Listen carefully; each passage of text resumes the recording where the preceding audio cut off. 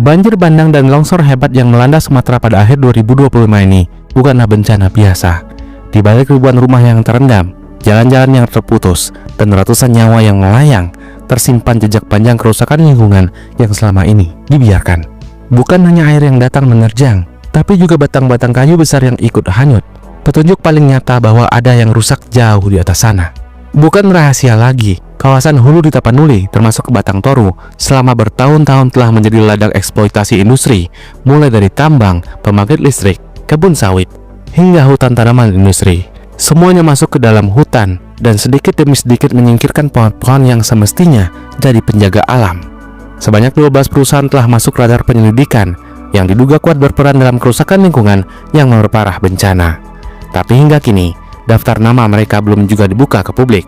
Lalu siapa mereka? Dan berdasarkan apa yang dikatakan oleh Walhi, kami akan mencoba membahas PT-PT yang diduga berkontribusi dalam bencana ini. Mari kita mencoba meniliknya satu persatu.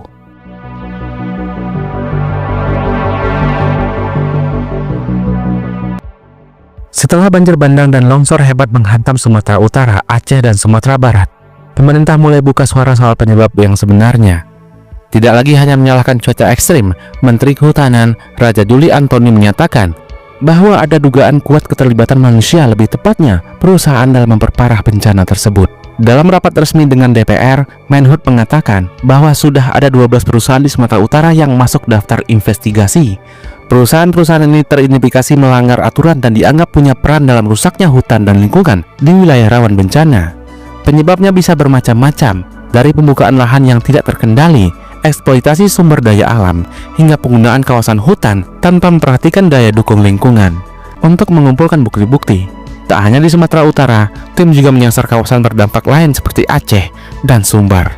Tapi untuk sekarang, pemerintah belum bisa menyebutkan siapa nama-nama perusahaan yang sedang diperiksa.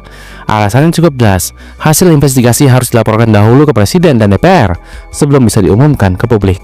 Menteri Raja Juli juga menyampaikan bahwa pemerintah tidak akan tinggal diam. Presiden sudah menginstruksikan penerbitan besar-besaran terhadap perusahaan yang dinilai merusak lingkungan, yang luasnya mencapai lebih dari 750.000 hektar yang akan dievaluasi secara ketat. Dan jika terbukti lalai atau melanggar, maka izinnya akan langsung dicabut. Fokus mereka bukan cuma soal izin, tapi juga soal kemungkinan adanya aktivitas pembalakan liar, pembukaan lahan ilegal, dan penyalahgunaan izin usaha. Mereka menyebut ada sekitar 8 perusahaan dari sektor kehutanan, tambang, dan perkebunan sawit yang sedang diperiksa lebih dalam.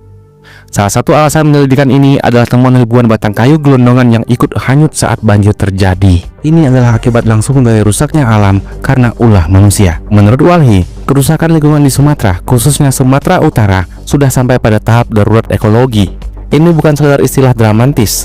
Data yang mereka miliki menunjukkan bahwa dalam 9 tahun terakhir, sejak 2016 hingga 2025, lebih dari 1,4 juta hektar hutan hilang dari 3 provinsi, seperti Aceh, Sumatera Utara, dan Sumatera Barat. Skala kehilangan ini bukan main-main. Bayangkan, 1 juta hektar hutan itu lenyap sebagian besar karena pembukaan lahan oleh perusahaan. Yang terlibat pun bukan 1 atau 2 perusahaan kecil. Setidaknya ada sekitar 631 izin usaha yang ikut berperan dalam proses deforestasi ini. Mereka datang dari berbagai sektor, tambang, kebun sawit, hutan tanam industri, proyek panas bumi, sampai kepada pembangunan pembangkit listrik tenaga air atau PLTA. Semuanya memiliki satu kesamaan, mereka beroperasi di kawasan hulu sungai, tempat seharusnya hutan menjaga keseimbangan air dan juga tanahnya. Setelah bencana banjir dan longsor besar di Sumatera mengguncang perhatian publik, Walhi bersama para pegiat lingkungan langsung mengajukan seruan tegas, hentikan semua aktivitas industri ekstraktif di kawasan rawan, terutama di ekosistem Batang Toru. Menurut Walhi, sudah saatnya pemerintah tidak lagi menunda langkahnya. Aktivitas tambang, proyek pembangkit listrik tenaga air atau PLTA, dan penambangan hutan industri di wilayah hulu sungai seperti Batang Toru harus dihentikan sementara. Setidaknya sampai ada kejelasan soal perbaikan pengelolaan lingkungan. Kalau dibiarkan, bencana seperti yang baru terjadi bisa terus berulang lagi, dan yang menjadi korban adalah masyarakat.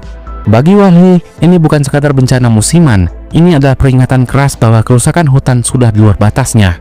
Deforestasi tidak lagi bisa dianggap wajar atau konsekuensi pembangunan. Ini adalah soal nyawa dan masa depan jutaan orang. Data dari para pakar lingkungan menunjukkan bahwa Pulau Sumatera adalah wilayah dengan tingkat kehilangan hutan tertinggi di Indonesia. Dalam periode 2001 sampai 2024 saja, Sumatera sudah kehilangan sekitar 4,4 juta hektar hutan luas yang bahkan lebih besar dari negara Swiss. Angka ini sangat mengkhawatirkan karena kehilangan hutan dalam skala besar seperti itu pasti sangat berdampak langsung pada iklim, air tanah, dan kerawanan bencana.